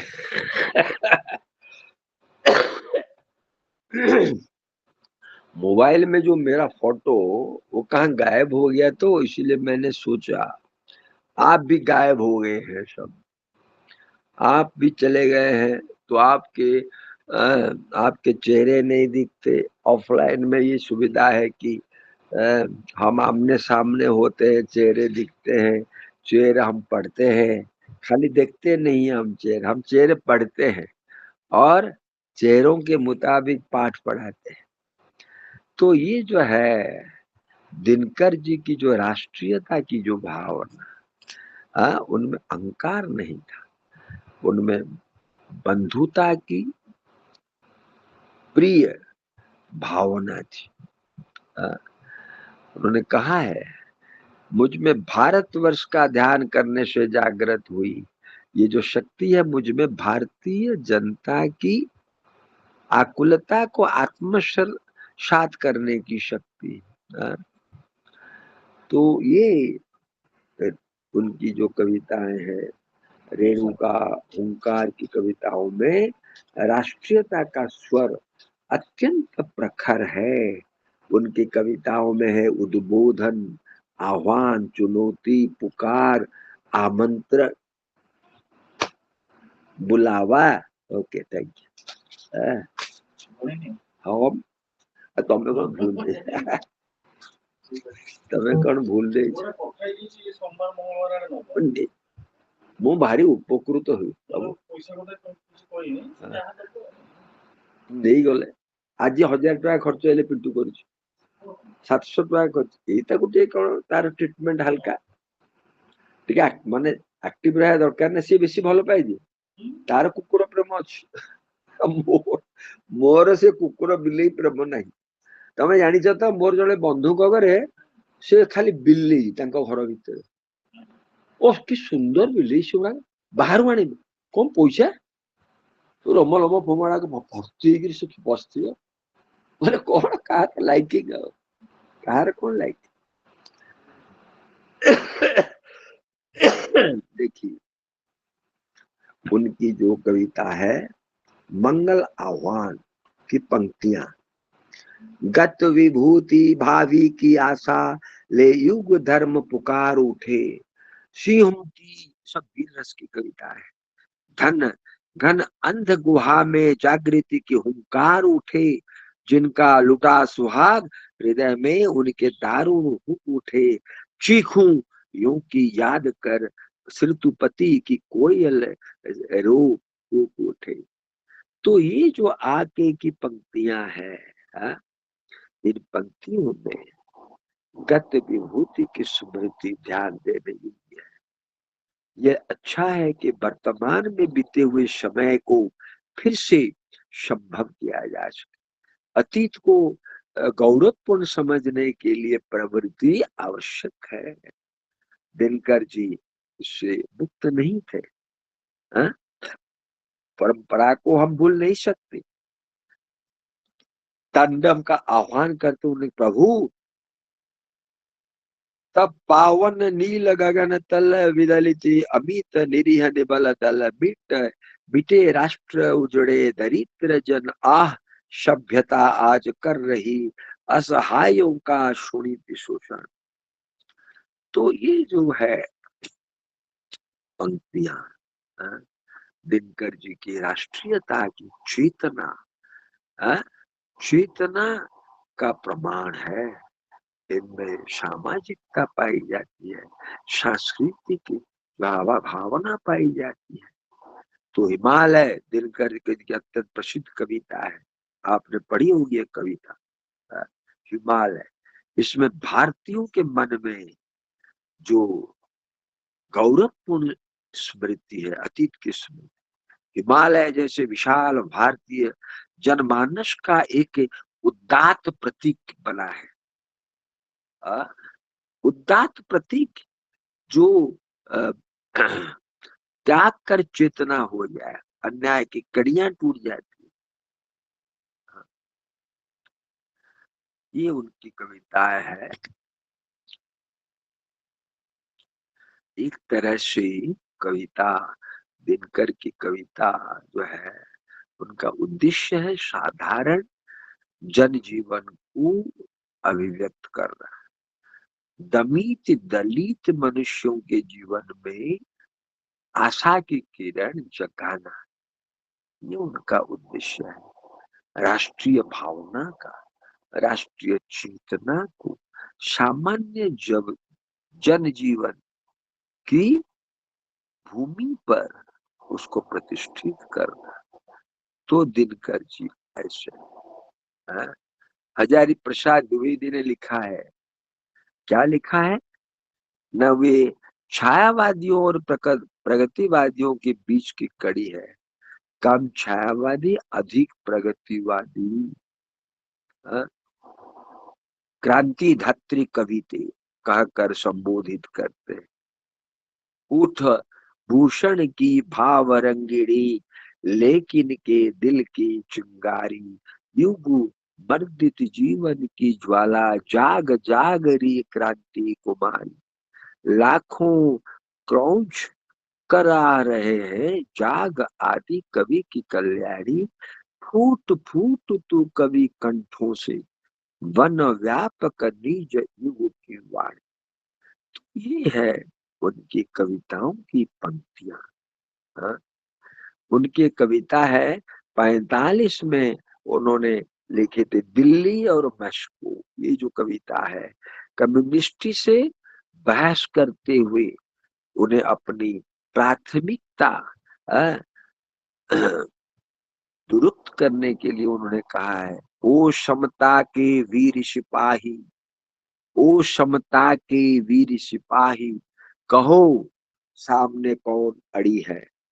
बल से दिए पहाड़ देश की छाती पर, यह कौन पड़ी है।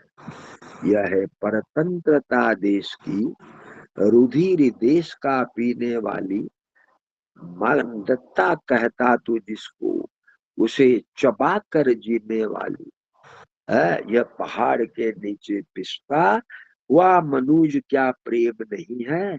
इसका मुक्ति प्रयास स्वयं ही, क्या उज्ज्वलतम श्रेय नहीं है। बहुत बढ़िया कविता।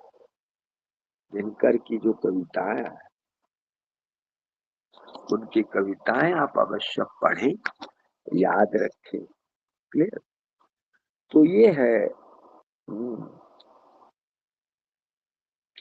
कवि की राष्ट्रवादिता, देशभक्ति जो है उनकी। इसीलिए देश प्रेम पे व्यंजक कविताएं उन्होंने लिखी है। सांस्कृतिक परंपरा की खोज उन्होंने की है। उन्होंने उनका एक काव्य ग्रंथ है, संस्कृत के 4 अध्याय।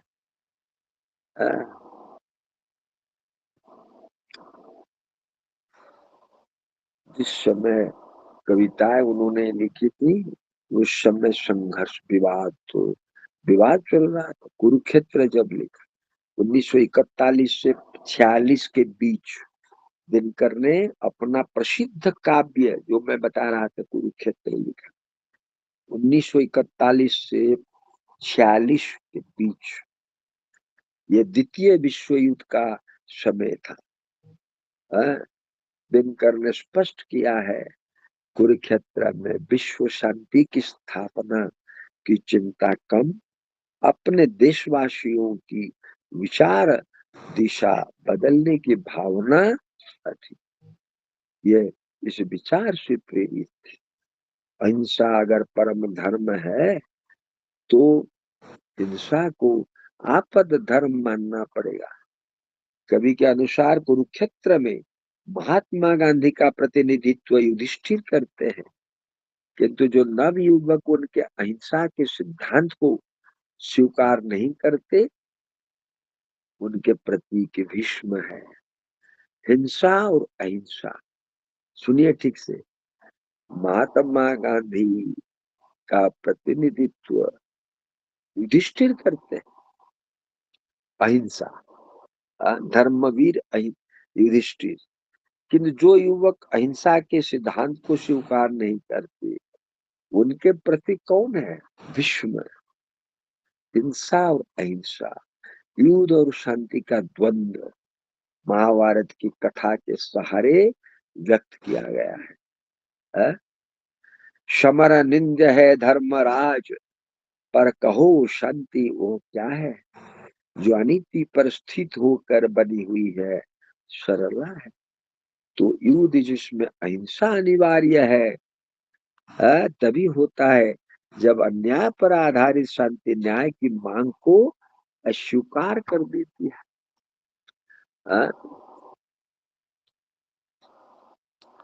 तो दिनकर जी इस प्रकार की कविताएं उनकी अधिक लोकप्रिय है। इसमें गर्जन तर्जन है, ओजस्वी वक्तृता है, वेगवान छंद है। राष्ट्रीय भावना के सशक्त प्रवक्ता है रामधारी सिंह दिनकर। ये राष्ट्रवादी केवल नहीं है, ये भावधारी कविता भी लिखते हैं। हुंकार, द्वंद्व गीत, रसवंती, ये जो 3 संग्रह है, ये 1 साल के भीतर प्रकाशित हुई सौंदर्य और प्रेम के भी कवि हैं। दिनकर। तो दिनकर जी जैसे कवियों में जोश बहुत है, बौद्धिकता कम। ठीक है।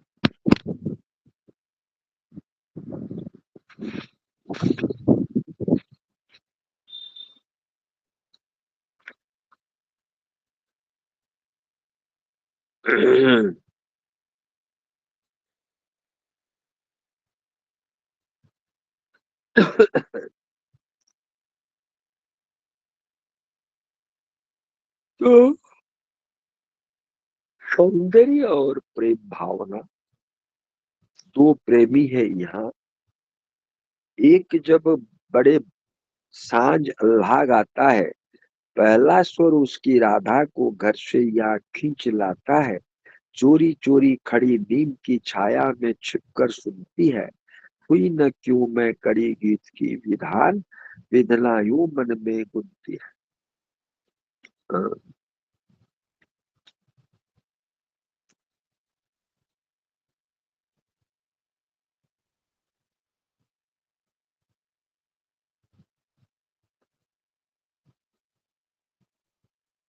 तो इस प्रकार सौंदर्य और प्रेम की भावनाओं की जो अभिव्यक्ति है दिनकर की, इसमें उन्होंने लिखा है। उर्वशी नामक जो प्रसिद्ध काव्य है उनका, उर्वशी कुरुक्षेत्र, इसको पढ़िया। तो उनके लिए बड़ी लज्जा की बात, दिनकर जी की प्रचलित संस्कृत छवि के अनुरूप उर्वशी काव्य न था।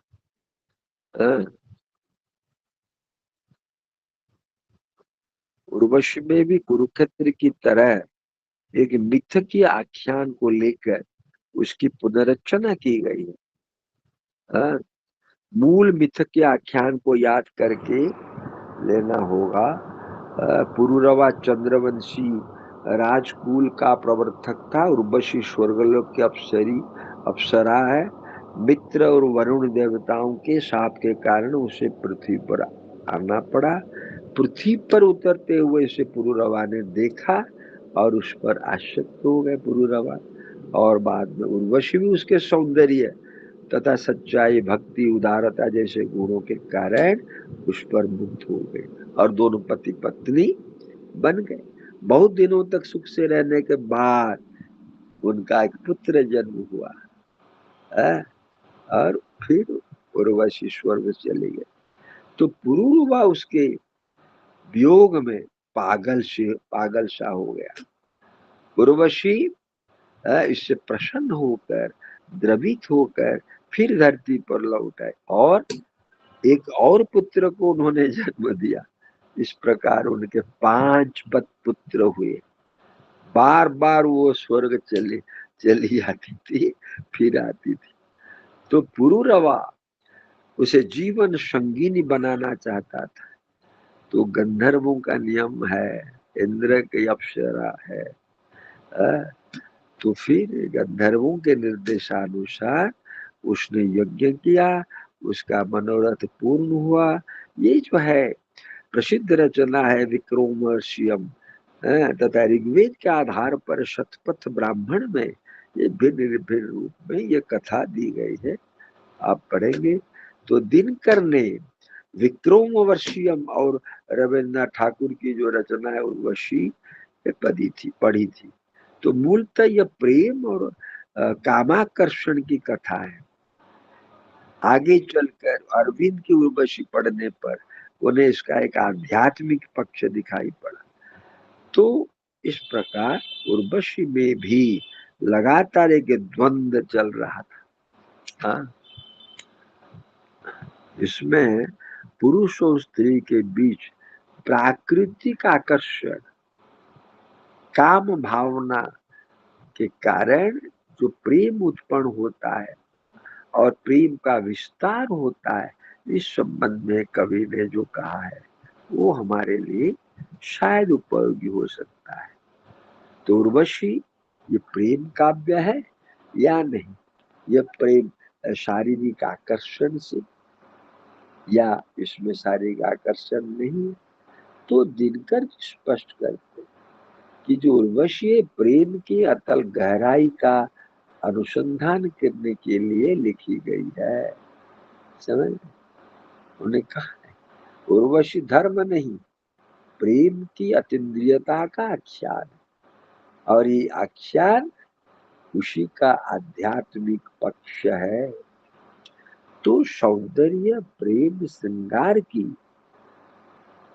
अभिव्यक्ति, अनुभूतियों की खुली अभिव्यक्ति, अनुभूतियों की खुली अभिव्यक्ति उर्वशी में उपलब्ध है।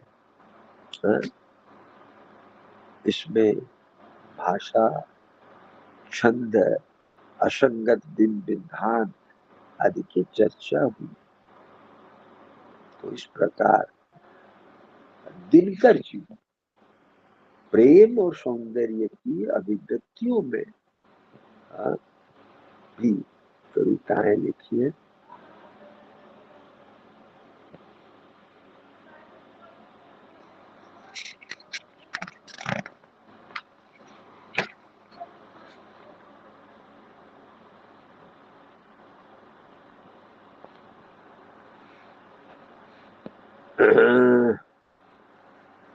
दिनकर जी को आप पढ़ेंगे अवश्य अच्छा लगेगा आपको।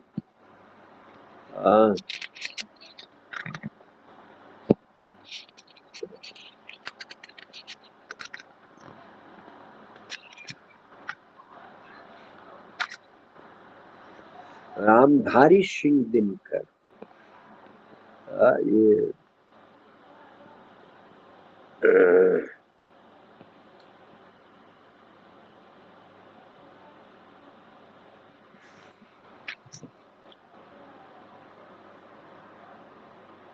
ओहो,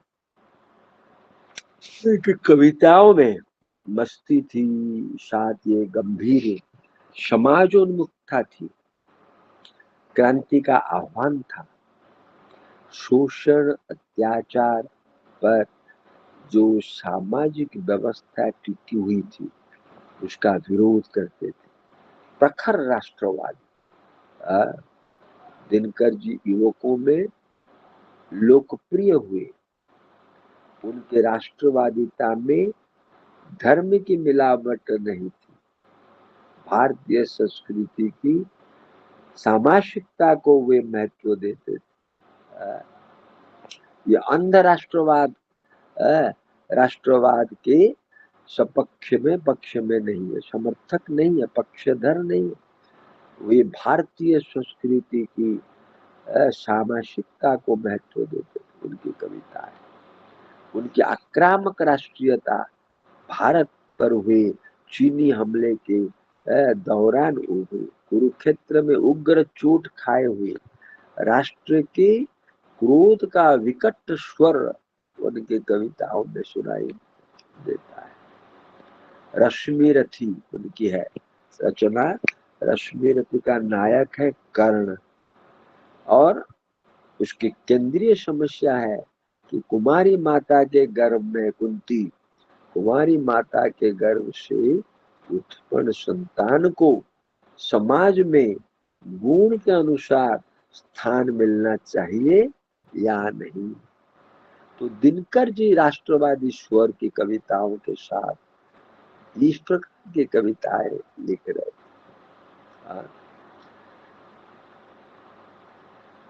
थे। तो इस प्रकार दिनकर जी एक आरंभिक कविताओं में वे बहिर्मुखी स्वभाव के कवि थे, फिर धीरे धीरे वे बदल कर साहित्य के विचारधाराओं साथ आ गए।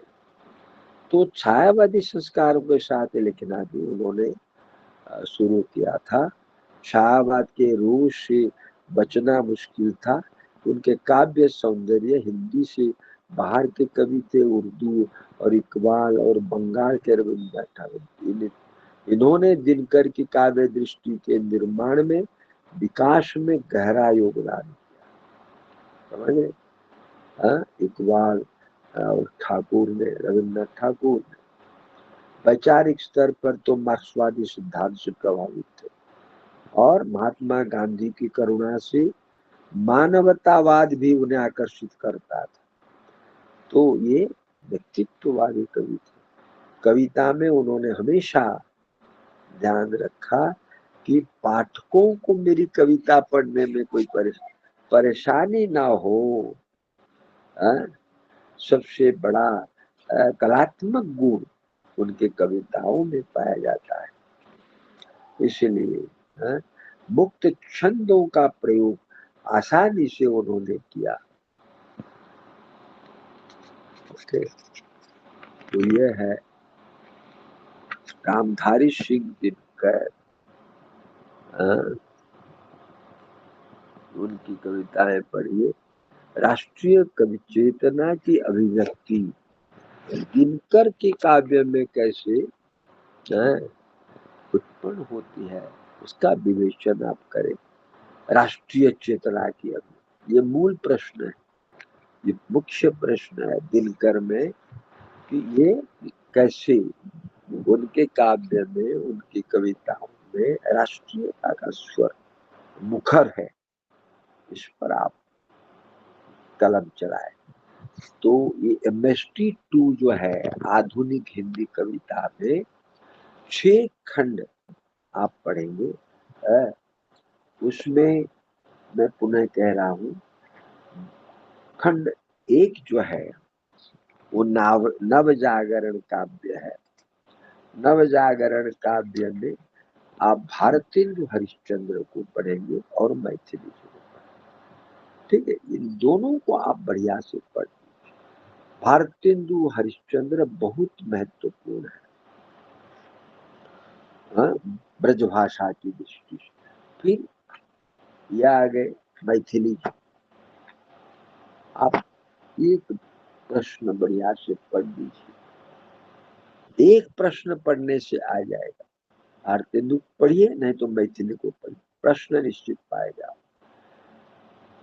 खंड 2 में प्रसाद को पढ़िए और निराला को पढ़ लीजिए, हो गया, प्रश्न मिल जाएगा डेफिनेट। क्योंकि इंपॉर्टेंट है प्रसाद, निराला, ये दोनों इंपॉर्टेंट।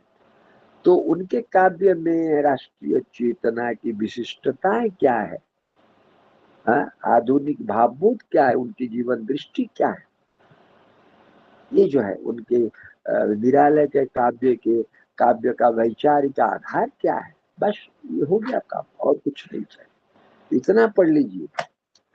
ये खंड 3 खंड 3 में है महादेवी वर्मा जी और पंत। इन दोनों में से महादेवी को पढ़ दीजिए, पंत को छोड़ दीजिए। थोड़ा पढ़ेंगे अपने लिए, परीक्षा की दृष्टि से मैं कह। दिनकर को पढ़िए, अभी जो मैंने पढ़ाया जो छूट गया था। तो प्रसाद और पंत और दिनकर और वर्मा, तो प्रसाद और महादेवी वर्मा इंपॉर्टेंट है, याद रखिए। ओके, अच्छा, खंड 4, खंड 4 जो प्रगतिशील काव्य है दृष्टिकोण है। खंड 4 में आप नागार्जुन है, गजानन माधव मुक्तिबोध है, ठीक है, और धूमिल है। आप नागार्जुन को पढ़िए और मुक्तिबोध को पढ़िए, प्रश्न मिल जाए। क्लियर? अंधेर में कविता, उनका विश्लेषण, कभी कभी अंधेर में भी प्रश्न पूछा जाता है, धूमिल पर भी प्रश्न पूछा जाता है, लेकिन यो श्योर है मुक्तिबोध के जीवन दर्शन पर प्रश्न, उनकी काव्य दृष्टि पर प्रश्न। ये हो गया MST2 का 4। और 5, ब्लॉक 5 आज्ञा बहुत महत्वपूर्ण। अज्ञेय पर निश्चित रूप से प्रश्न पूछे जाते। अज्ञेय है खंड 5 में। और शमशेर जी, शमशेर का काव्य, उनकी संवेदना, उनका काव्य शिल्प, काव्य, एक प्रश्न बढ़िया से पढ़ेंगे और उसके साथ भाषा शिल्प को पढ़ देंगे तो हो जाए। जो महत्वपूर्ण कवि है सब। अज्ञेय बहुत इंपॉर्टेंट है। 6वां खंड अंतिम जो है, उसमें रघुवीर शाह है, शिकार वर्मा जी, इनमें से एक को पढ़िए, रघुवीर शाह है। तो फिर आपको कोई दिक्कत नहीं है। रघुवीर शाह का काव्य शिल्प पढ़िए, श्रीकांत वर्मा की कवि दृष्टि पढ़िए, काव्य कविताएं पढ़िए। काव्य की विशेषताएं, काव्यों का वैचारिक आधार, बस और कुछ जरूरत नहीं है, हो गया। तो बढ़िया से नोट बनाइए। बिना नोट से आप ऐसे खाली किताब देखकर पढ़ देंगे, कुछ नहीं होगा, याद नहीं रहेगा। प्रश्न लिखिए, उत्तर लिखिए। प्रश्न क्योंकि आप डिस्टेंस कोर्स में कर रहे हैं, आप रेगुलर नहीं करते, इसलिए आपके लिए नोट इम्पोर्टेंट है। लंबी कॉपी बना दीजिए, जैसे क्षत्रिय कार्य लिखते हैं वैसे क्षत्रिय कार्य की जो खाता है, नोट है, कॉपी, वो तो आप ले जाएंगे अपने सेंटर से।